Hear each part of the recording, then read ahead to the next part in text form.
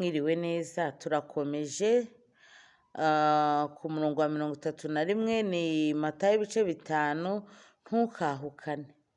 Kandi byaravuzwe ngo uzasenda umugore we amuha urwandiko rwo kumusenda, ariko njyeweho ndababwira yuko umuntu wese usenda umugore we atamuhora gusambana aba amuteye gusambana, kandi uzacyura uwasenzwe azaba asambanye.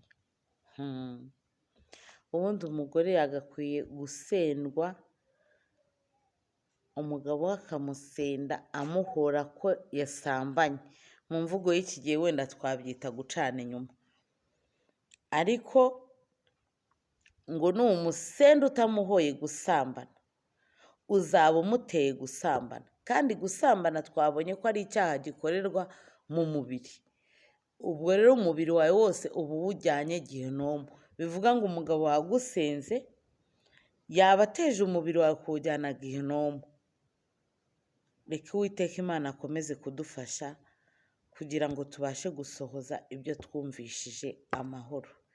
Imana ibane natwe, itugirire neza, itwiteho, ikomeze itwigishe. Murakoze, umunsi mwiza. Amen.